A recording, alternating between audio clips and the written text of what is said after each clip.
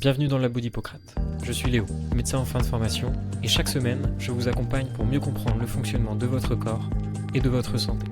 Ensemble, nous découvrirons des conseils pratiques basés sur la science, des avancées fascinantes issues des dernières études et les expertises d'invités inspirants. Vous méritez une santé optimale et un bien-être durable.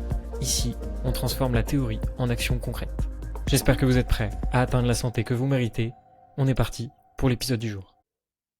Iman, bonjour. Bonjour Léo. Bienvenue dans le labo d'Hippocrate. Comme à mon habitude, je vais te demander de te présenter un peu pour les auditeurs du jour. Merci de m'avoir invitée. Donc, je suis le docteur Iman Alami, je suis gynécologue spécialisée en fertilité et j'aide les couples, les femmes seules et les femmes en couple à avoir un enfant. Ok, très bien. Et justement, ça va être un petit peu le sujet du jour. C'est un sujet qui est un peu, je dirais un peu tabou, je trouve, par rapport à la fréquence d'apparition. On en parlera tout à l'heure.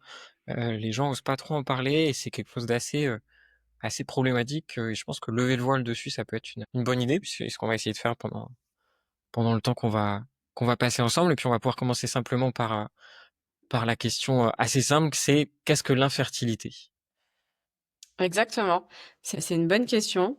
L'infertilité, donc elle est définie chez les couples, après, 12 mois de rapport, sans avoir réussi à concevoir. Chez les femmes, de moins de 35 ans et chez les couples, chez qui les femmes ont plus de 35 ans, l'infertilité est définie, après, 6 mois, de tentative. D'accord, donc vraiment c'est au bout de 6 mois qu'on peut se dire: «Ah là, il y a peut-être un Oui, alors problème». exactement. Alors ça, c'est chez les femmes de plus de 35 ans. Chez les femmes qui sont entre guillemets «plus jeunes», chez les femmes de moins de 35 ans, on peut aller jusqu'à 1 an, bien é alors ça, c'est s'il y a pas d'antécédents, ou de maladies qui peuvent affecter la fertilité, bien sûr. S'il y a une pathologie qui peut affecter la fertilité, voilà, ne pas hésiter à consulter, avant, un médecin spécialisé en fertilité aussi pour faire le point. Et justement, j'introduisais ça tout à l'heure, quelle fréquence à peu près il y a, au niveau des couples en France d'infertilité? Alors, dans le monde, on considère qu'il y a à peu près un couple sur 6 OK. qui est infertile. Ouais, c'est beaucoup et ça tend, à augmenter et en France, selon le dernier, rapport de l'infertilité du professeur Samir Hamama, on considère à peu près un couple sur 4 même, en France. OK. Donc c'est voilà, c'est tabou, hein, mais en fait, enfin, c'est assez fréquent, hein. Ça concerne beaucoup de monde. Sachant qu'au final, tout pour qu'un couple soit infertile, il faut que ce soit l'homme, soit la femme, donc ça augmente le risque, c'est pas obligé que ce soit les 2 en même Exactement. temps. En fait, dans les causes, ouais, il y a à peu près 30 où c'est une cause, féminine, 30 c'est une cause, masculine et dans les 30 autres, il y a des causes mixtes. C'est-à-dire, voilà, il y a des causes, chez la femme et chez l'homme et il y a une part, d'infertilité inexpliquée, en à peu près 10 à 15 où on trouve, pas de cause, médicale à OK. l'infertilité.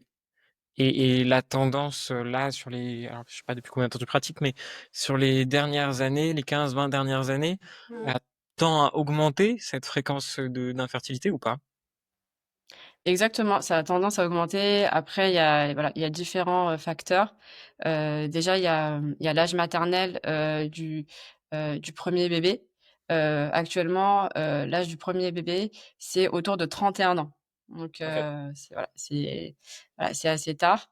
Donc ça, c'est un des facteurs, voilà, qui peut expliquer le fait que l'infertilité augmente. C'est le fait de repousser l'âge du premier enfant. Et après, voilà, il y a aussi, certaines causes, médicales, dont la fréquence aussi, tend à augmenter et il y a tout ce qui est facteur environnemental aussi, l'exposition aux perturbateurs endocriniens, la pollution atmosphérique et également le mode de vie actuel, avec, le surpoids qui augmente, l'obésité, la consommation de tabac, d'alcool. Voilà, tous ces facteurs, font que, il y a de plus en plus, voilà, de couples, infertiles. Ouais, forcément, je pense que Mmh. on le répétera jamais assez et je pense qu'on va réaborder ça un petit peu aussi, c'est que, au final notre hygiène de vie agit aussi beaucoup sur nos hormones et sur un peu la production de tout ça, donc c'est pas très étonnant. Et j'aimerais justement qu'on revienne un peu sur les... Alors on va séparer hommes et femmes, parce que c'est pas du tout les mêmes causes, justement. Sur les causes d'infertilité chez les femmes, c'est quoi les principales causes qu'on retrouve? Alors, chez les femmes, donc, j'en ai un petit peu parlé tout à l'heure, mais il y a déjà, l'âge. C'est-à-dire que plus, voilà, une femme avance, en âge, et plus en fait, sa réserve ovarienne, va diminuer. Donc ça tend à contribuer, à l'augmentation de la fertilité. Et après dans les, voilà, dans les pathologies médicales, qui sont les plus, fréquentes, donc, il y a, déjà l'endométriose. C'est une des causes, les plus fréquentes, d'infertilité. Bien que toutes, les femmes qui ont de l'endométriose ne sont pas infertiles, je tenais à le préciser. Il y a les pathologies avec une absence ou une difficulté à l'ovulation, telles que le syndrome des ovaires polykystiques. Donc ça concerne, à peu près une femme sur 10, le syndrome des ovaires polykystiques. Il y a les pathologies, tubaires aussi. S'il y a des trompes qui sont, obstruées, ça peut induire, une infertilité. Après, il y en a beaucoup, hein, mais je pourrais aussi citer, les pathologies avec les fibromes utérins aussi. C'est une pathologie qui est très fréquente. Ça peut aussi, voilà, induire une difficulté à la conception. Donc ça, c'est les principales causes féminines, mais il y en a d'autres.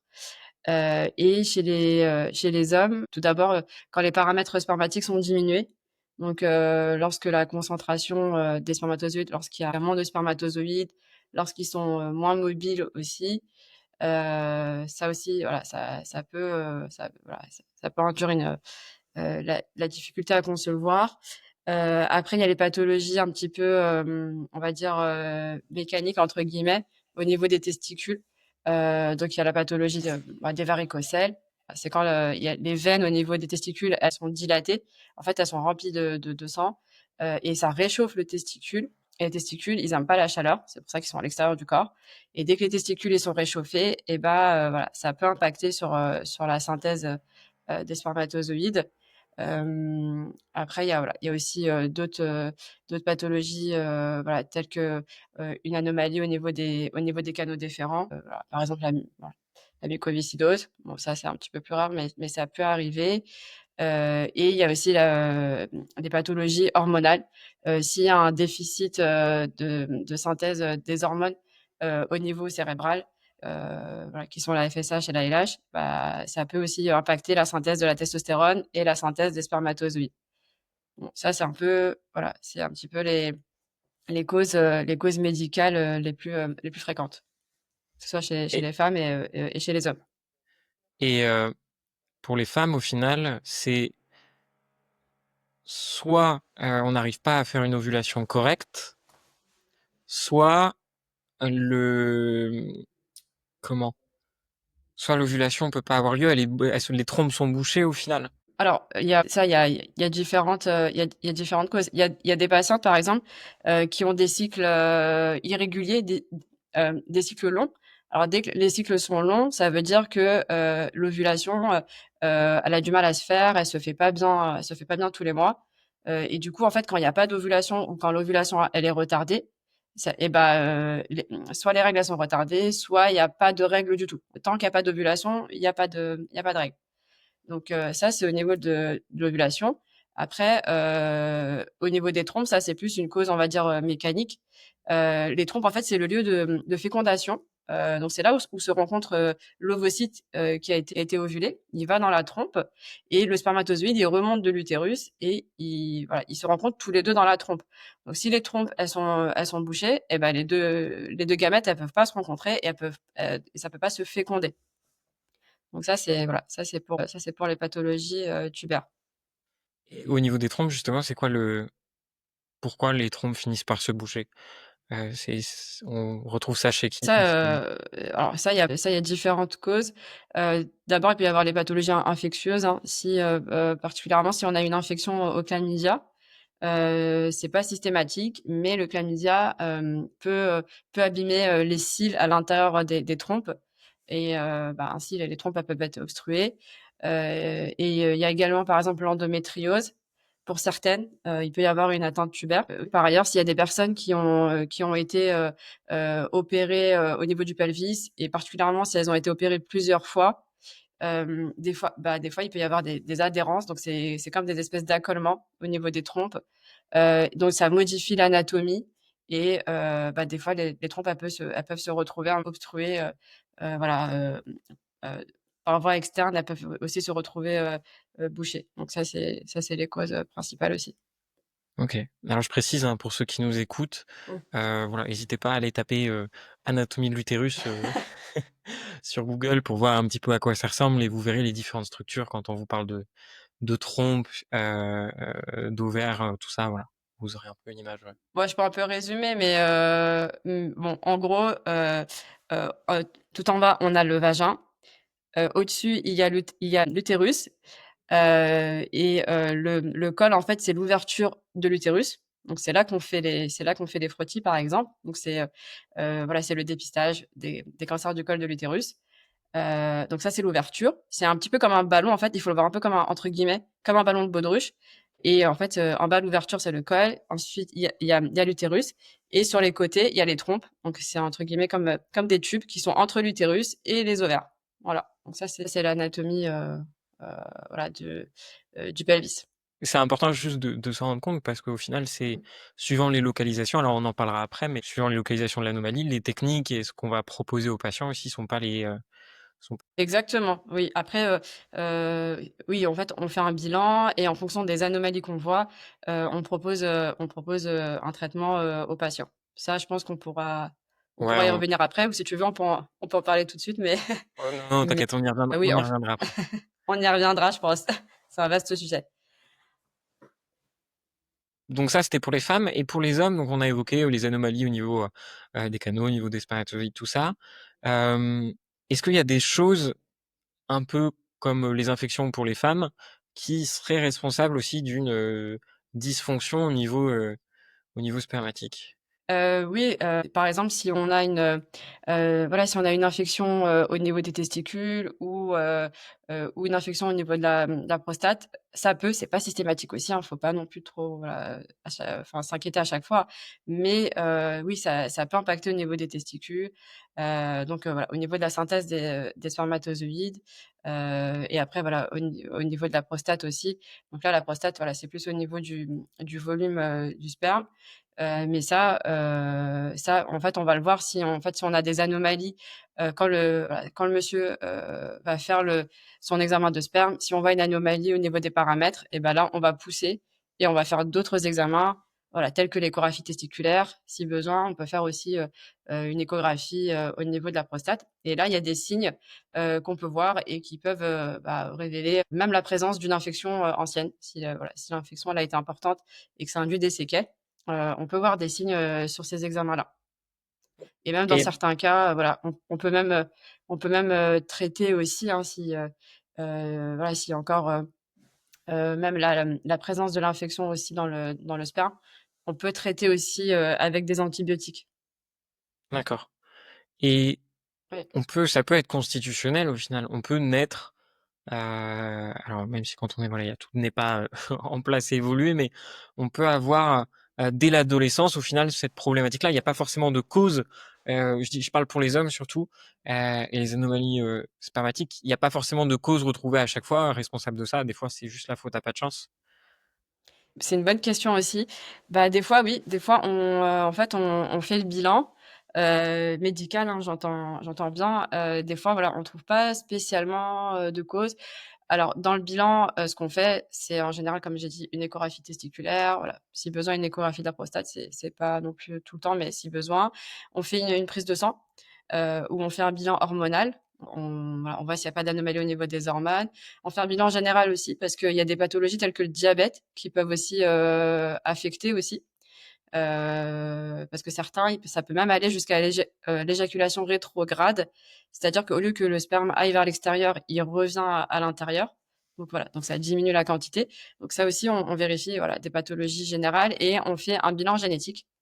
Et notamment, on fait un karyotype. On vérifie, s'il y a le bon nombre de chromosomes et aussi on peut rechercher certaines anomalies en particulier, Voilà, si jamais, voilà, s'il y a une anomalie au niveau des canaux déférents, on fait une recherche au niveau du gène CFTR pour la mucoviscidose, et dans certains cas, si vraiment la concentration des spermatozoïdes, elle est vraiment très, très basse, moins de 1 000 000, ou même voire à zéro aussi, on peut faire, la recherche, des mutations au niveau du chromosome Y, qui est le chromosome des messieurs, et on voit s'il y a pas de mutation, AZF. Donc ça, c'est le bilan, c'est le bilan qu'on fait.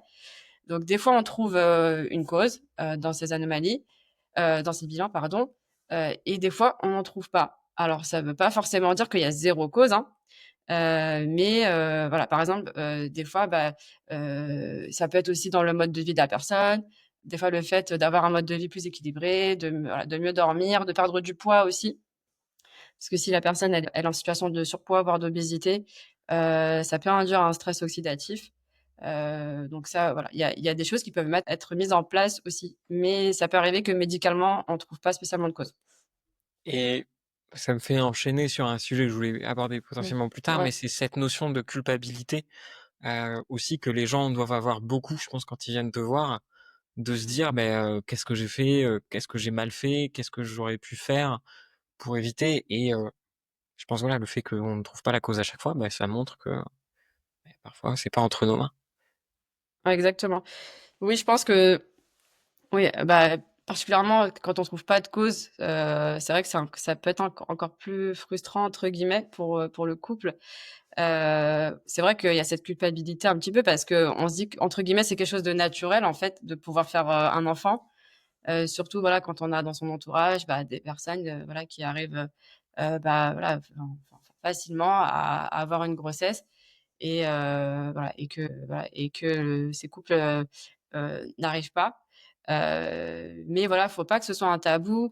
Voilà, vous n'êtes pas seul, hein, il y a beaucoup de personnes qui sont concernées, et surtout, faut pas hésiter à consulter, et surtout si vous pouvez, voilà, consulter, des personnes qui soient spécialisées, dans ces pathologies, pour vous conseiller au mieux, pour vous aider, dans la prescription, des examens, faire un diagnostic, éviter de perdre du temps, et après, si nécessaire, s'il y a besoin de faire un traitement aussi, faut éviter aussi de perdre du temps. Parce qu'il y a des personnes avec cette culpabilité, elles se disent: «Non, mais ça va venir, ça va arriver, ouais, il y a pas de raison, ça va arriver».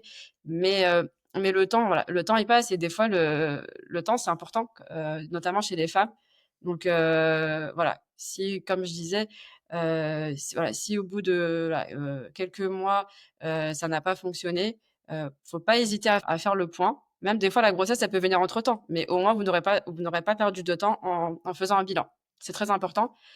Et aussi, ah oui, sur la culpabilité, je voulais ajouter, moi très souvent, enfin pas très souvent, mais on va dire assez souvent, les femmes, elles viennent seules en consultation. Les messieurs, ils se sentent un peu moins concernés, ou peut-être qu'il y a plus de culpabilité.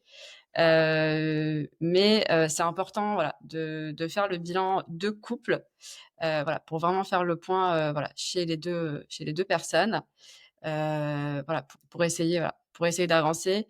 Et en fait, le but, c'est de vous aider, c'est de trouver des solutions, et c'est pas de trouver entre guillemets, voilà, chez qui la personne est le problème. Ça, c'est pas le but du tout. Voilà, le but, c'est voilà, c'est d'essayer de vous aider.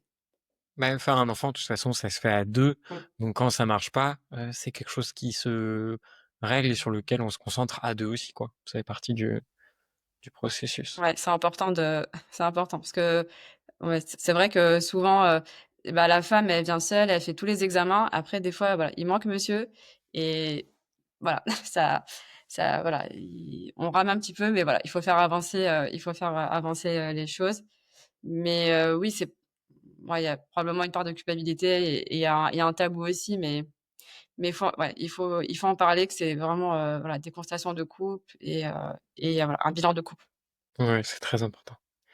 Et Ouais. tu as abordé un peu le sujet là, du mode de vie. Donc tu as parlé du diabète, tu as parlé de l'obésité, le sommeil, l'activité physique, la sédentarité, tout ça, c'est des choses aussi qui jouent, on le sait, sur la fertilité? Exactement, en fait, le fait, d'être en surpoids ou en obésité, En fait, ça induit un stress, oxydatif, voilà, au niveau des gamètes, donc ça peut impacter, entre guillemets, voilà, sur la qualité des gamètes. C'est pareil aussi pour le manque d'activité, physique, hein. C'est voilà, c'est un petit peu dans la même idée et après, par exemple dans le tabac, alors là, bon dans le tabac, il y a voilà, il y a beaucoup de voilà, ils mettent, un peu tout et n'importe quoi dans le tabac. Donc c'est sûr que ça va impacter les gamètes et on sait que, quand les 2 membres du couple, fument, ça diminue les chances de 50 de chances, de concevoir. Ouais, Énorme. c'est énorme, hein. Ouais, c'est énorme. Ça diminue énormément. Bah, d'autant plus, quand c'est chez la femme, par exemple. Bah, on sait que le but, c'est d'avoir une grossesse, donc nous, ce qu'on conseille déjà, c'est d'arrêter, voilà, au moins 3 mois avant parce qu'après, bah, s'il y a une grossesse et qu'en plus il y a du tabac, ça pose, voilà, encore plus de soucis aussi. Mais oui, le tabac, ça impacte, l'alcool aussi, le cannabis aussi. Le cannabis aussi, ça impacte aussi. Voilà, donc il y a tous ces facteurs, là sur lesquels, voilà, on peut essayer d'améliorer aussi sa fertilité. Mmh. Ouais, complètement, oui. Je pense que c'est important de le rappeler. Alors pour Mmh. ceux qui nous écoutent, hein, si vous voulez arrêter de fumer, il y a un épisode qui est sorti, je sais plus le numéro, avec le docteur de Bournonville. On vous donne toutes les clés pour arrêter de fumer. Et je pense que bah, Ouais. je pense que quand tu les vois en consultation, avant d'avancer sur quoi que ce soit après, c'est peut-être une des premières choses que tu leur dis de voilà, reprendre peut-être un peu soin d'eux, diminuer le stress, arrêter le tabac avant de se lancer dans les procédures d'AMP ou vous partez directement après. Non, alors actuellement, on en parle aussi de plus en plus, parce qu'en fait, la PMA, on essaie d'aider un maximum de gens, mais les traitements médicaux purs, ne suffisent pas chez tout le monde, hein. On n'a pas non plus 100 de chances de réussite. Donc il faut, avant de commencer les traitements, il faut optimiser au maximum, les chances et voilà, optimiser au maximum sa fertilité. Donc oui, dès la première consultation, on fait le point sur tout ça. On demande qu'est-ce que la personne fait dans sa vie parce que, bah, le travail aussi, ça peut être stressant. Quels sont les horaires de travail aussi? Parce qu'il y en a qui travaillent de nuit. Donc ça perturbe aussi, voilà, le cycle nictéméral. Voilà, on demande, voilà, est-ce qu'il fume ou pas? Donc on essaie de traquer, tous ces «facteurs de risque» entre guillemets, qui peuvent baisser la fertilité. Donc oui, on fait le point sur tout ça et on essaye de conseiller au mieux. Au final, c'est nous ici, c'est tout ce qu'on répète après les nombreux épisodes qu'on a pu faire. C'est un peu toujours les Ouais. mêmes choses. C'est bien manger, bien dormir, bouger et prendre soin de sa Tout le monde santé dit ça. mentale. Et en fait, je pense qu'il n'y a pas meilleur signe que la sédentarité, la mauvaise alimentation, le tabac, tout ça est mauvais pour le corps à partir du moment où ça joue sur la fertilité, justement. Exactement. Ouais, c'est la base, hein. C'est vrai que c'est la base pour une bonne santé en général, hein. C'est pas que pour la fertilité, hein. C'est ce que je dis aussi, hein. C'est pour la santé aussi des personnes. Mais oui, c'est ça. C'est la base, à Et justement, là, on a abordé un peu toutes les causes d'infertilité, discuté un peu de ce sujet-là. Euh, ouais. on va passer à l'étape d'après, parce qu'au final, quand on parle d'infertilité, qu'on a voilà fait les examens, résolu un peu tout, on passe dans. Alors, moi je dis AMP, c'est vrai, toi tu dis PMA. Euh, C'est mais pareil, non mais c'est vrai, on peut dire les, AMP. les deux se disent. Au final, qu'est-ce que c'est l'AMP pour les gens qui nous écoutent et qui n'ont jamais entendu parler de ça? Alors, l'AMP, c'est l'assistance médicale à la procréation. Donc, on aide, médicalement, voilà, des personnes ou des couples, à avoir, un enfant. Alors, on va dire sur la définition, purement sur les traitements, on parle de traitement avec, AMP à partir du moment où on fait des inséminations. C'est-à-dire à partir du moment où il y a besoin d'un laboratoire, ça s'appelle de l'AMP. Donc, les traitements d'insémination intra-utérine et les traitements de FIV, de fécondation in vitro, ce sont des traitements, d'AMP. Après, il y a des voilà, il y a des couples qui consultent, des médecins en fertilité et il y a pas forcément besoin, voilà, à chaque fois de faire ces traitements-là. Des fois, il y a des traitements plus simples où il y a simplement besoin d'aider sur l'ovulation avec des rapports à la maison. Donc ça aussi, il y a un traitement, on va dire, de stimulation, mais c'est pas une AMP en tant que telle parce que les rapports se font à la maison et il y a pas besoin d'un laboratoire pour, voilà, pour vraiment aider à la conception. Et c'est vrai que c'est une question que j'avais pas évoquée quand Mmh. on parlait des thématiques tout à l'heure, que je voulais aborder, c'est, AMP, est-ce que c'est forcément don de gamètes, que ce soit spermatozoïdes ou ovules, ou est-ce qu'on peut, être dans une procédure d'AMP sans aucun don de gamètes? Ah non, pas oui, non, pas du tout.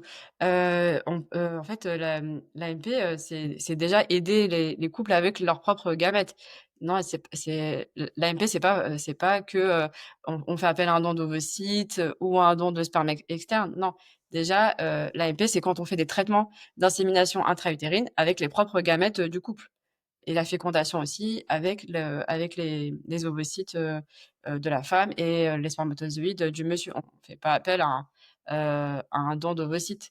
Donc la PMA, voilà, ça concerne même quand on fait voilà, qu'on fait pas appel à un don de gamètes. Après, il y a des cas où, on a besoin de faire appel à un don de gamètes. Par exemple, chez les messieurs qui n'ont pas de spermatozoïdes, donc on fait appel à un don de sperme ou chez les femmes, qui ont, voilà, très, très, très peu de d'ovocytes, on fait appel à un don d'ovocytes. Mais non, déjà la PMA, ça concerne déjà des couples avec leurs propres gamètes déjà.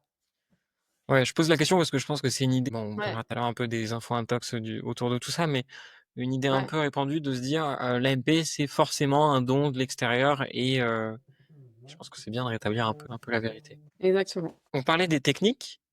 Tu veux faire une pause? Non, non, non, t'inquiète pas, c'était juste quelqu'un qui essaie d'appeler, mais je sais même pas qui c'est. J'ai arrêté l'appel. T'inquiète, t'hésites pas, on peut faire des pauses, hein, je peux marquer ça. Il y a pas de souci. Euh, on parlait un peu justement des différentes techniques. J'aimerais bien qu'on voit un peu la différence. Alors, je pense qu'on entend surtout parler de la fécondation in vitro, un peu comme la technique phare en AMP. Si je me souviens bien, c'est pas la technique qu'on utilise le plus, ou du reste, c'est pas en première intention. Ça va dépendre peut-être un peu de la cause aussi. Est-ce que tu peux nous expliquer un peu les différences entre insémination artificielle, fécondation in vitro? Exactement. Alors, à la suite du bilan, en fonction, voilà, des pathologies ou des anomalies qu'on a mis en évidence, on va proposer un traitement. Alors, il y a différents traitements qui existent. Alors il y a les stimulations, ce qu'on appelle simples. Donc, stimulation simple, le but, c'est de stimuler pour avoir, voilà, 1 voire 2 ovocytes maximum. Et il y a les stimulations, de fécondation in vitro où là, le but, c'est l'inverse, c'est d'avoir plusieurs ovocytes, donc d'en avoir à peu près en général, une dizaine. Ensuite, en fonction des cas, on peut soit commencer par les stimulations simples, et si jamais ça marche pas, on peut passer, par exemple aux inséminations puis à la FIV. Mais il y a des cas où on peut, par exemple, directement proposer la fécondation in vitro. Ça dépend des cas. Mais c'est pas systématique qu'on commence par des stimulations simples et après si ça marche pas, on va jusqu'à la fécondation in vitro. En fait, on propose le traitement qu'on pense qui sera le plus efficace, et qui fera, voilà, perdre le moins de temps, possible aussi, au couple. Donc il y a des cas où on propose directement la fécondation in vitro. Mais si par exemple, chez un couple, la femme par exemple, elle a pas ses règles de façon régulière, par exemple elle a un SOPK, non et que par ailleurs il y a pas d'autres anomalies, donc on sait globalement, il faut aider sur l'ovulation. Donc pour ces couples-là, on va pas proposer la FIV directement parce que c'est un traitement qui est trop lourd. Le but, c'est simplement d'aider à ovuler. Donc là, on peut faire les traitements plus simples, voilà, par exemple avec des comprimés de clomide. Voilà, on peut simplement aider à l'ovulation et avec des rapports à la maison. Et après, par exemple, pour les inséminations, le but, c'est d'aider à l'ovulation chez la femme, mais là, ça sera plus des comprimés, ça sera des injections à faire. Donc il y aura des injections à faire sur une dizaine de jours. Le but, c'est que la femme ovule, d'un ou 2 ovocytes et par contre, si voilà, s'il y a des petites anomalies, des paramètres chez le monsieur, on va essayer d'optimiser en faisant une insémination. C'est-à-dire que monsieur, le jour où madame a ovulé, monsieur, il va au laboratoire et au laboratoire, ils vont sélectionner les meilleurs spermatozoïdes et ils vont les redonner, à la patiente et qui elle va aller chez son gynécologue et le gynécologue, il va faire l'insémination, donc il va placer les spermatozoïdes dans la cavité utérine et ensuite, les spermatozoïdes vont remonter tout seuls, dans les trompes et faire la fécondation, naturellement, de l'ovocyte. Donc voilà, donc ça c'est les inséminations et voilà, il y a des cas où, par exemple, si les trompes sont bouchées, bah, on sait que la fécondation naturelle ne pourra pas se faire. Donc voilà, voilà, pour ces couples-là, on passe directement à la fécondation in vitro ou aussi s'il y a des anomalies, du sperme qui sont très importantes. Par exemple, chez les messieurs, chez qui, il y a très peu de spermatozoïdes, bah, là, pour les stimulations simples, les chances, elles seront faibles. Donc on va proposer, la fécondation et en particulier, la fécondation ici, c'est quoi? C'est injection intracytoplasmique où en fait, au laboratoire, ils vont, voilà, aider, encore plus pour la fécondation. Ils vont micro-injecter directement les spermatozoïdes dans chaque ovocyte et ça donne, voilà, ça donne un coup de pouce, en plus, et le but de la fécondation in vitro, en fait, c'est d'avoir des embryons. Donc suite à la mise en fécondation entre l'ovocyte et les spermatozoïdes, ils vont laisser en culture les embryons plusieurs jours et au bout de 5 à 6 jours, le but, c'est d'avoir un embryon à transférer dans la cavité utérine.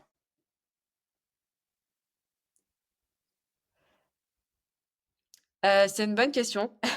Alors en France et dans beaucoup de pays du monde d'ailleurs, on fait ce qu'on appelle de la culture prolongée. C'est-à-dire qu'on laisse en culture les embryons jusqu'à 5 ou 6 jours.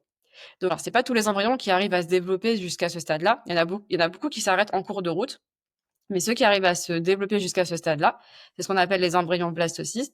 Ceux-là, ils ont une forte chance de s'implanter. On estime que c'est à peu près 50 de chances d'implantation. Donc voilà, étant donné que les chances sont élevées, au début, on va préférer transférer qu'un seul embryon. Parce que si on en met 2, pour nous, c'est des grossesses qui sont plus à risque. Il y a un risque augmenté de grossesse, gémellaire et les grossesses gémellaires, c'est des grossesses, voilà, qui peuvent être plus à risque. Il peut y avoir plus de complications après. Donc on préfère privilégier les grossesses avec un seul bébé, mais qui se passent bien. Les premiers transferts, en général, c'est toujours un seul, et après, voilà, si vraiment ça n'a pas marché et qu'il y a pas de contre-indication, parce que des fois, il peut y avoir des contre-indications à la grossesse, multiple, on peut transférer plusieurs em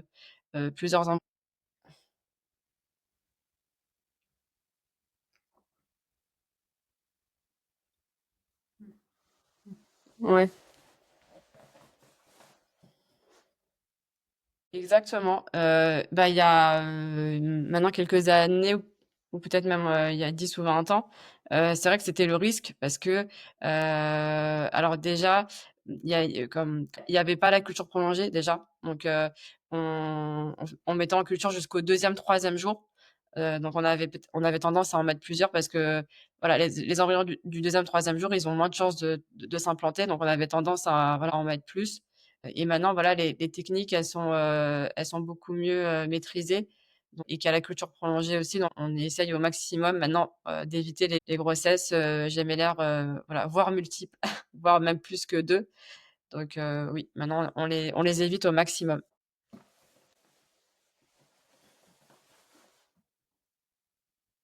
Mmh. Mmh.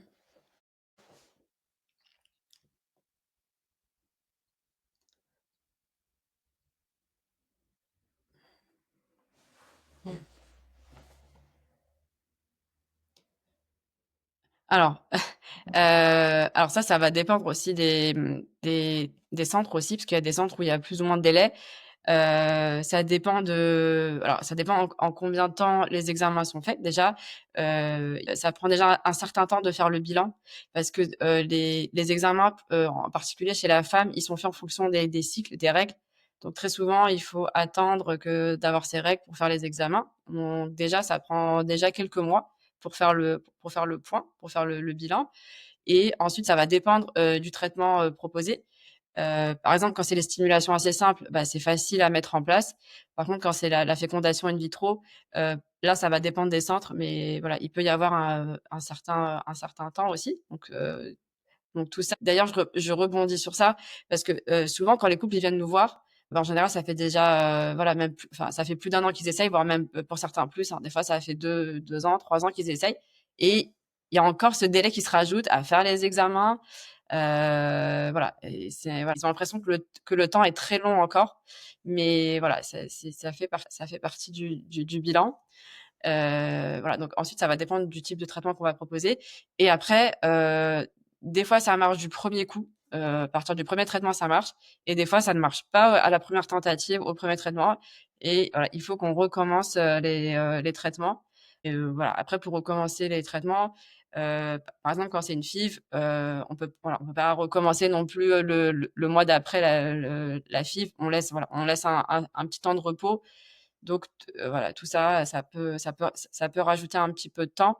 Donc tout ça est très variable. Je peux pas vraiment, donner de délai, mais après voilà, je pense que dans les centres où la prise en charge est assez rapide, je pense qu'entre la première consultation où on va voir un médecin de la fertilité, je dis bien médecin de la fertilité, hein, parce qu'il y a, bah, beaucoup de personnes consultent d'autres professionnels de la santé avant, ça peut être normal, hein, mais elles peuvent consulter, un médecin généraliste, une sage-femme mais voilà, à partir du moment où, voilà, on consulte un médecin de la fertilité, ici en particulier, on fait un traitement de FIV.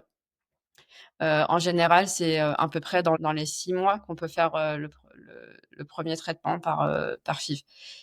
Mais voilà, après, je peux pas parler pour tous les centres, mais je pense que dans les centres où le délai est raisonnable, je pense que c'est à peu près dans les 6 mois. Ça, c'est une vaste question. Ça dépend vraiment des voilà, des cas et des situations. Donc, déjà, voilà, à partir du moment, où on consulte, en particulier un médecin qui est spécialisé en fertilité, déjà il y a une phase, de bilan qui prend un certain temps, et en particulier chez les femmes parce que les examens se font en fonction des règles. Donc très souvent, il faut attendre les règles, voilà, pour faire les examens et en particulier s'il y en a plusieurs, des fois, il faut attendre, voilà, de les faire sur plusieurs cycles. Donc déjà ça prend, voilà. Et ensuite ça va dépendre à la suite du bilan, quel traitement, on décide de faire. Par exemple, si c'est, les traitements de stimulation simple, donc ça c'est assez facile, à démarrer. Par contre, si, il faut faire une tentative de FIV, donc là il y a ça prend un certain temps aussi, parce qu'il y a certains rendez-vous qui voilà, qui sont à faire, avec le centre de PMA. Voilà, il peut y avoir un rendez-vous avec le laboratoire, un rendez-vous avec le médecin anesthésiste, voilà, un rendez-vous aussi avec, l'infirmière aussi, pour vous expliquer, comment faire les injections, heu, parce que les patientes se font elles-mêmes, les injections, pendant le protocole. Et aussi il y a dans beaucoup de centres, il y a des délais, c'est-à-dire que la demande est tellement forte que, on vous dit: «OK, voilà, on part sur une tentative de FIV», mais il y a un délai avant qu'on puisse faire cette tentative avec vous. Donc je dirais, voilà, de façon, très très optimale dans les centres où la prise en charge est assez rapide, voilà, en particulier, bah, pour la FIV, il faut s'attendre à peu près dans un délai de 6 mois avant de faire une tentative de FIV et après, alors dans certains cas, ça marche du premier coup, mais pour beaucoup, ça ne marche pas à la première tentative et donc des fois, il faut recommencer les traitements et donc ça aussi, ça rajoute, un certain délai. Donc c'est voilà, c'est impossible à dire exactement combien de temps, mais voilà, il faut compter quand même plusieurs mois, quoi. Il faut compter minimum plusieurs mois entre le bilan et le démarrage, des traitements. D'où l'importance de s'y prendre tôt, en fait, dès les premiers signes, parce que c'est encore du temps, c'est encore du temps à attendre, quoi. Effectivement, donc exactement. Donc si on a des voilà, si on a des antécédents, si on a des pathologies qui peuvent affecter la fertilité, ne pas hésiter à consulter, précocement. Voilà, en particulier, voilà, chez les femmes qui ont des cycles, déjà irréguliers. Donc déjà, voilà, pas hésiter à consulter aussi et après voilà, comme je disais, alors il faut quand même essayer naturellement, hein. On va pas non plus, faire des traitements à tout le monde, c'est pas le but non plus. Mais voilà, comme je disais, voilà, chez les patientes plutôt jeunes, grand maximum au bout d'1 an et chez les femmes de plus de 35 ans, à partir de 6 mois, c'est voilà, c'est conseillé de faire le point. Je pense que ce sera des principaux messages à retenir de cet épisode-là. Et justement, Ouais. On tente. Alors, tu as parlé que ça marchait pas à chaque fois. On est à quel niveau Mmh. de réussite, pourcentage de réussite sur les procédures d'AMP? Alors pour, les tentatives, d'insémination, on est, à peu près autour des 15%.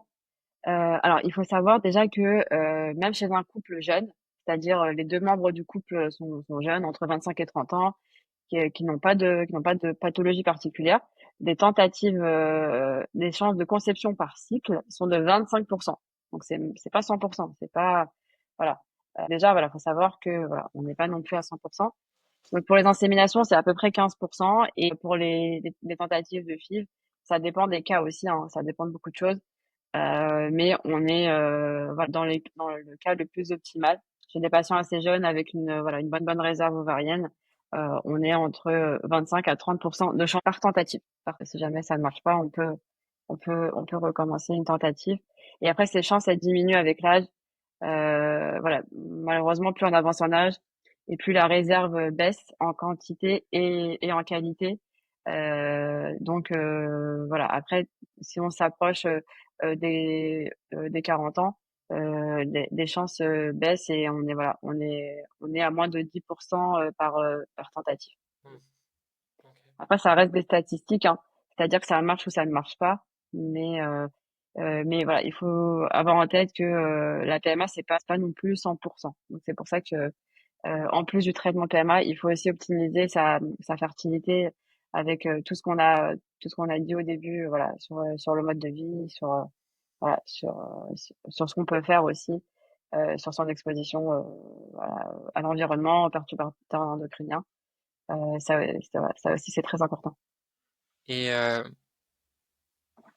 est-ce que c'est sans risque, en termes de danger pour le corps, pour la santé, le parcours PMA? Est-ce qu'il y a des effets secondaires, je sais pas, douleur, je sais qu'il y a le syndrome d'hyperstimulation ovarienne, si je dis pas de bêtises, qui peut arriver parfois. Oui. Hem, voilà, c'est quoi les aussi ce pendant-là, tu vois? Pour dire que c'est quand même pas rien de se lancer dans ce genre de parcours non plus. Alors, on va dire, alors en phase de traitement, alors en particulier, voilà, si on fait des stimulations, voilà, assez fortes, notamment pour la fécondation in vitro, oui, ça voilà, en fin de stimulation, voilà, ça peut donner des douleurs parce que les ovaires, ils grossissent, donc on sent une pesanteur pelvienne en fin de stimulation, voilà, ça peut donner des douleurs. Il y a des personnes qui peuvent avoir aussi des maux de tête aussi pendant la stimulation, ça arrive. Et en fin de stimulation, la personne, elle peut se sentir aussi un petit peu nauséeuse aussi. Et il peut y avoir, voilà, une petite rétention d'eau aussi, parce que les niveaux hormonaux augmentent beaucoup. Quand on stimule, les niveaux hormonaux, augmentent, de façon très forte, quand on fait la stimulation par fécondation in vitro. Donc ça peut induire une rétention d'eau, et dans le cas maximal, ça peut induire une hyper, stimulation ovarienne. Et voilà, dans certains cas, mais assez rare, hein, parce que maintenant, on fait tout pour éviter les complications. On adapte au maximum, les protocoles, et voilà, on essaye au maximum, d'éviter, voilà, les cas d'hyperstimulation, sévère. Donc ça c'est quand on est en phase de traitement. Et des fois, il y a des patientes, qui me posent la question, est-ce que sur le long terme, il y a des risques? Alors, pour l'instant, dans les études, ça n'a pas montré, que par exemple ça pouvait, augmenter le risque de certains cancers. Voilà, il y a pas de sur-risque en plus, par exemple, de cancer, du sein. Ça n'a pas été montré parce que c'est des traitements qui restent quand même assez ponctuels. C'est-à-dire que même si on fait une tentative de FIV, c'est un traitement qui se fait sur 2 à 3 semaines. Donc ça reste assez ponctuel. Pour l'instant, ça n'a pas été montré que ça augmentait, ce risque-là.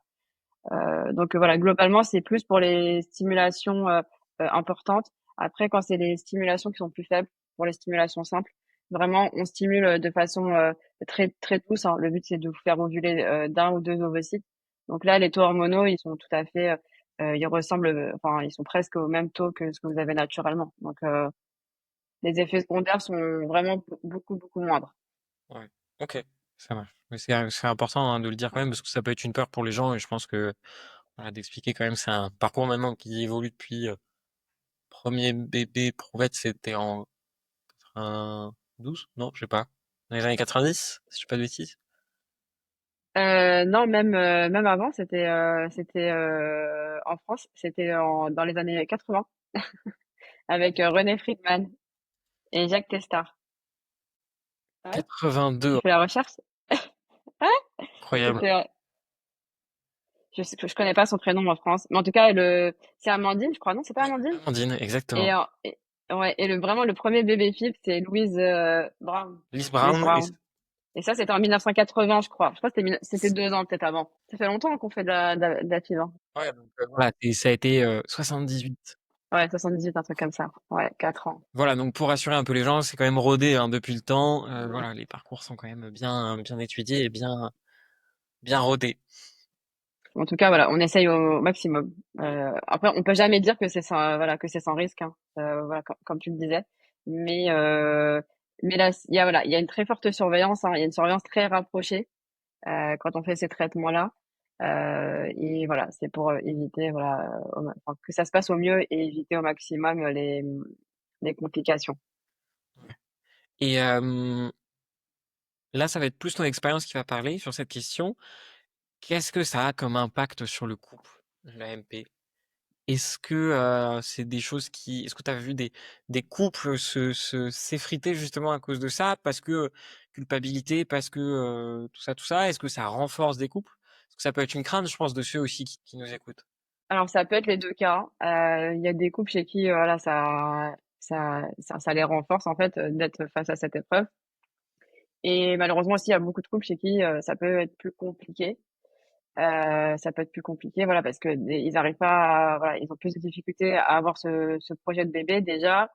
En plus après ça va dépendre aussi, bah, du bilan aussi, bah, en particulier de si c'est la femme qui doit subir entre guillemets «tous les traitements», alors que alors peut-être que voilà, les anomalies sont plus, du côté masculin. Ça peut être un peu plus difficile à entre guillemets «à vivre» aussi. Et on sait que, oui, voilà, il y a une certaine part des couples, bah, qui peuvent se séparer, suite à ce parcours-là. Je pense en particulier si ça ne fonctionne pas, ça peut être très très compliqué et ça peut être délétère pour le couple. Mais je rebondis là-dessus, il faut pas hésiter à consulter, des personnes qui peuvent vous aider, notamment les psychologues, ils sont là pour ça. C'est-à-dire que le médecin, quand vous allez consulter, bah, il y a tout le côté médical. Voilà, et ça peut être plus compliqué voilà, de parler du reste. Voilà, il n'y a pas forcément le temps. Mais les psychologues, ils sont là pour vous aider et pour vous apporter un soutien. Même si pour certains, enfin, les personnes elles peuvent avoir le soutien de la famille, des amis.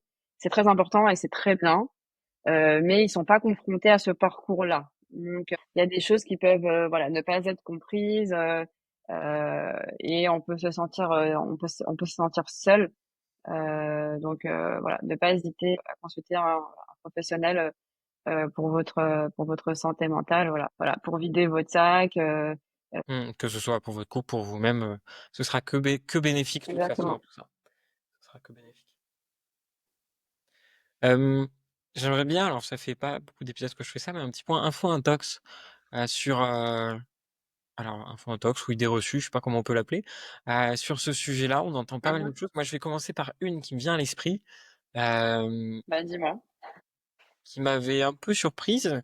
Le sauna à trop haute fréquence serait pourvoyeur d'infertilité masculine, mais réversible. Oui. Alors pourquoi? Parce qu'en fait, le sauna, c'est très très chaud. Et si on en fait très souvent, après si c'est une fois de temps en temps, il n'y a pas de problème. Mais si c'est assez fréquent, que ce soit les saunas, les bains très chauds aussi, si on fait tout le temps des bains très chauds, bah, en fait la chaleur, c'est néfaste en fait au niveau des testicules. En fait, la synthèse, la sécrétion des spermatozoïdes, ça nécessite de ne pas être voilà exposé à la chaleur. S'il y a cette exposition là, bah, ça impacte en fait la synthèse et la sécrétion des spermatozoïdes. Donc, une fois de temps en temps, bien sûr, mais après, il faut pas que les messieurs ils exposent trop souvent leurs testicules à la chaleur. Hmm. Et d'ailleurs, c'est même un moyen de contraception la chaleur. Ouais, bah Il y a, oui, c'est pour ça que il y a des slips chauffants. Et donc, s'ils sont portés pendant une certaine durée dans la journée, c'est contraceptif. D'où le lien avec la chaleur aussi, Ouais, le sauna. Ok. Est-ce que tu en as d'autres, toi, ouais. des idées reçues comme ça? Est-ce que j'en ai d'autres qui me viennent en tête? Oui, il faut, quand on est en projet bébé, il faut avoir des rapports tous les jours. Non, il n'y a pas nécessité d'avoir des rapports tous les jours. Voilà, faut savoir que les spermatozoïdes, ils peuvent voilà, rester vivants dans la cavité pelvienne plusieurs jours, hein, même jusqu'à 4 à 5 jours. C'est vrai que l'ovocyte, il est plus fragile, hein. Voilà, il reste dans le pelvis à peu près 24 heures. Mais globalement, voilà, si le couple a des rapports tous les 2-3 jours sur une période de 10 jours après la fin des règles, hein, on est quasiment sûr de pas rater l'ovulation chez les personnes qui ont des cycles réguliers. On est quasiment sûr, donc c'est suffisant. Il n'y a pas nécessité d'avoir des rapports tous les jours. Et c'est un point important parce que c'est aussi pendant cette période-là en fait d'ovulation que c'est essentiel d'avoir les rapports, on va dire, autour de cette période-là. Exactement. Alors, il y a une autre idée reçue aussi qui m'est souvent posée en consultation, c'est si je fais une stimulation de FIV, ça va faire baisser ma réserve ovarienne. Alors là, pas du tout. Ça fait pas du tout baisser votre réserve ovarienne. En fait, de façon naturelle, au début de chaque cycle, il y a plusieurs follicules. Donc les follicules, c'est les sacs qui contiennent les ovocytes dans vos ovaires. Il y a plusieurs follicules qui commencent à grossir. Mais le corps, il va en sélectionner qu'un seul, qui va grossir le plus et qui va ovuler. Donc ça, c'est ce qui se passe de façon naturelle. Quand on fait la fécondation in vitro, on stimule les ovaires et au lieu qu'il y en ait qu'un seul qui grossit le plus, il va être plusieurs à bien grossir. Et on va récupérer on reste les ovocytes.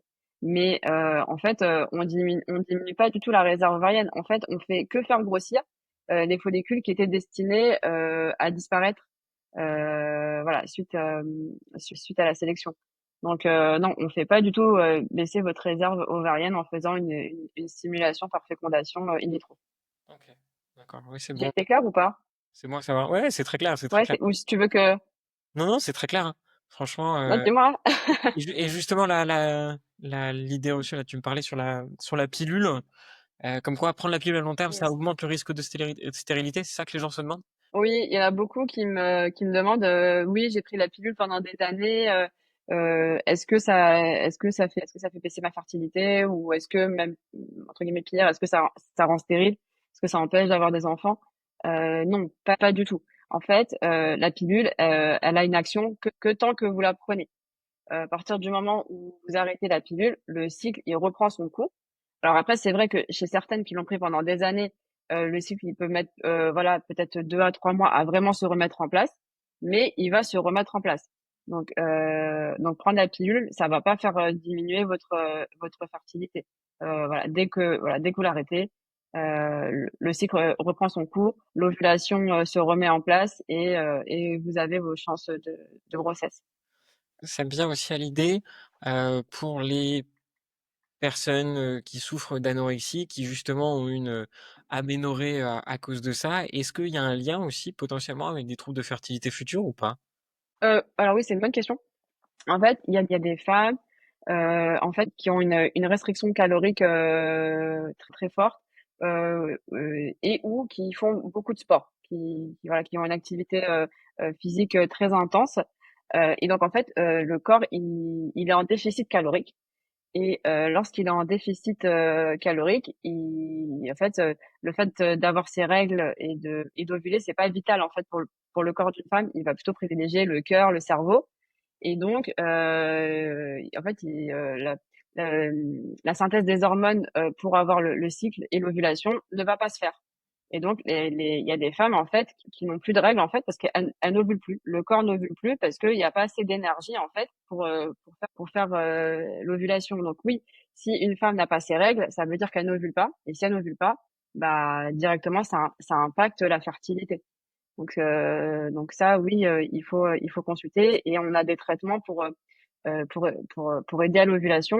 Et aussi, à côté, bah, il peut y avoir une prise en charge diététique pour augmenter l'apport en calories et notamment sur les lipides. C'est les lipides qui sont très importants parce que voilà, il y a des femmes qui font vraiment extrêmement attention à ce qu'elles mangent. Des fois, elles ne se rendent pas forcément compte. Enfin, il y en a, c'est un peu du déni, mais elle s'en rend pas forcément compte, mais la restriction est telle, qu'il y a vraiment pas il y a pas assez de fibres et du coup, il y a pas de cycle et il y a pas d'ovulation donc une prise en charge, diététique aussi est conseillée, aussi pour ces femmes. Ouais, complètement. Et une fois par contre que c'est résolu et qu'il y a réapparition des cycles et tout ça, il n'y a pas de problématique à long terme? Problématique à long terme, alors si, il y a des patientes, vraiment, elles peuvent, quasiment, jamais avoir, leurs règles, parce que justement elles synthétisent pas aussi les hormones, hein, parce que, en fait, les ovaires, ça sert à ovuler, mais ça produit aussi, des hormones qui sont l'œstrogène et la progestérone, qui ont aussi d'autres fonctions, de protection cardiaque, au niveau des os aussi.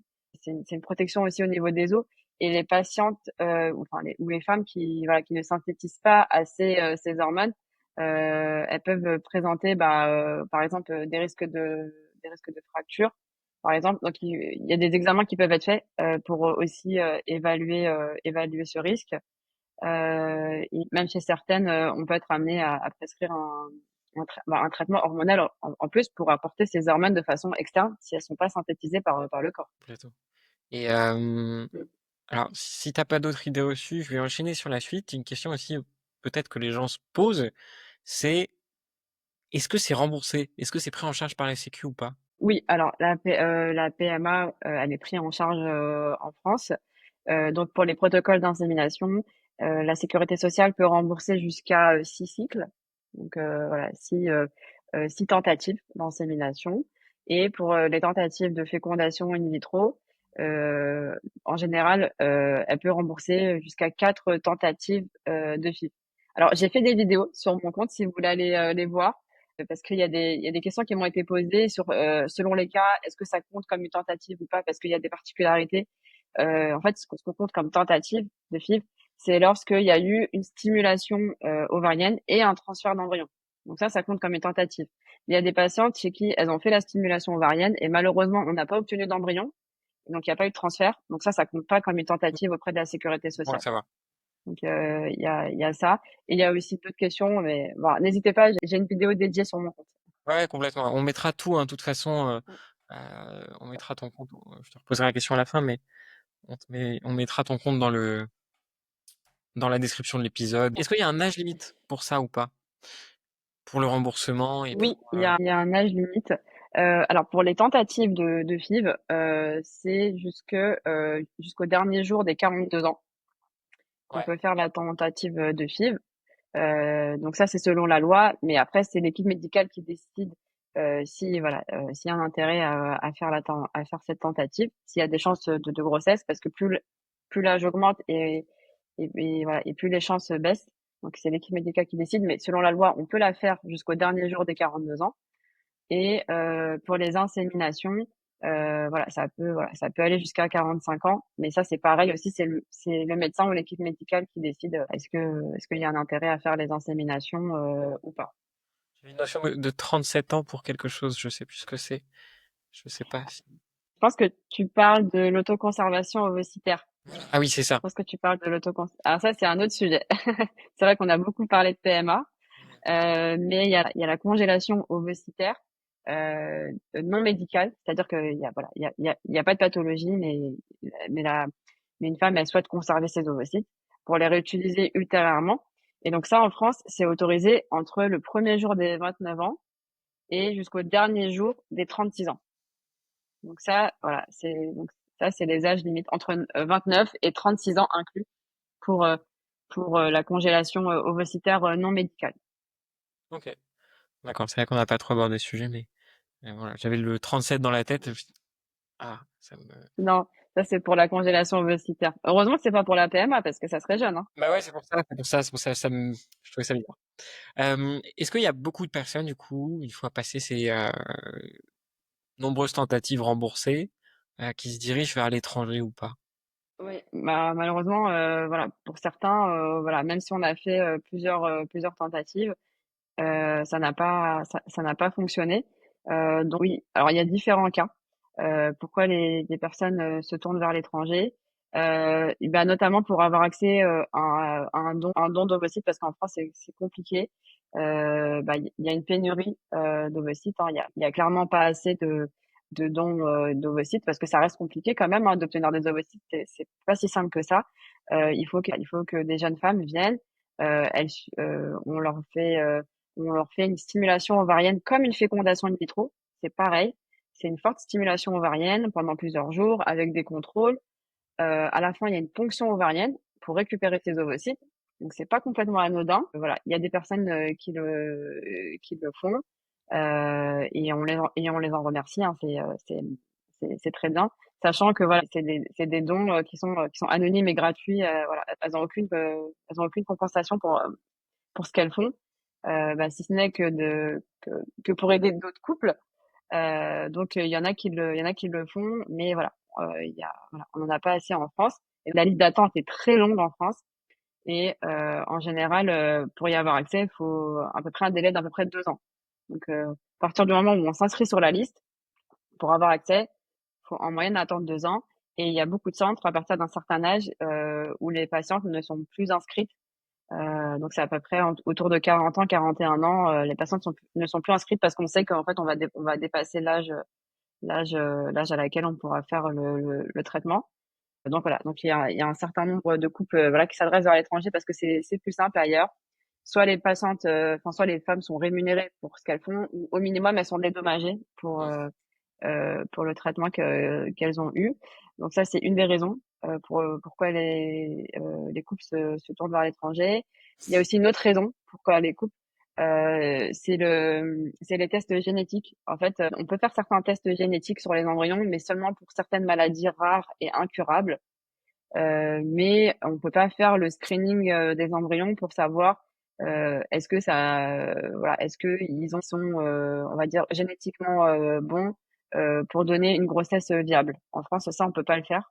Mais à l'étranger, si, c'est-à-dire qu'à la suite d'une fécondation in vitro, ils vont tester chaque embryon et ils vont voir si voilà s'il y a pas de grosses anomalies génétiques qui pourraient aboutir soit à pas d'implantation, soit ça pourrait favoriser aussi les grossesses arrêtées. Et ils transfèrent que les embryons qui ont une bonne génétique.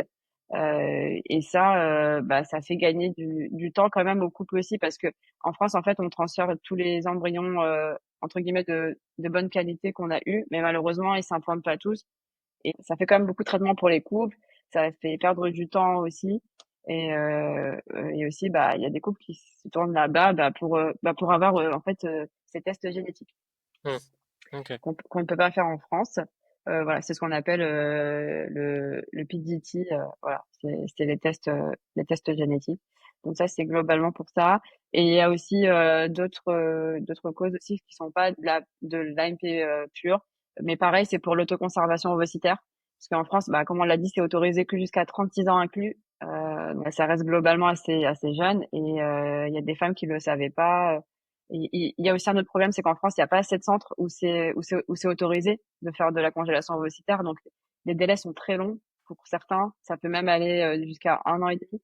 Donc, même pour certaines, à partir de 35 ans et demi, elles sont plus admises, en fait, dans les centres parce qu'on sait qu'on va dépasser l'âge légal à laquelle on pourra faire la conservation ovocitaire. Et donc, certaines, elles se tournent même vers l'étranger parce que elles peuvent faire cette congélation, même, dépasser le délai des 37 ans. Donc, c'est globalement les principales raisons. Il y a aussi une autre raison qui me vient en tête pour les femmes seules et les couples de femmes aussi, pour avoir accès aux dons de sperme aussi, parce que ça aussi, ça peut être très long aussi en France pour y avoir accès. Donc certaines, elles se tournent aussi vers des pays à l'étranger où ça sera plus rapide. OK, ça marche. Donc là, on arrive, je pense pas mal à la fin à la fin de l'enregistrement. Je pense que ça peut Ouais. être bien d'avoir un petit bilan de tout ça. On va séparer ça en deux avec, premièrement, quels seraient tes conseils pour les gens qui sont en parcours PMA actuellement et qui nous écoutent? Effectivement. Alors, si j'avais voilà, quelques conseils à donner, alors déjà le parcours PMA, bon, il est pas facile, hein. C'est voilà, c'est beaucoup d'examens, c'est beaucoup de traitements.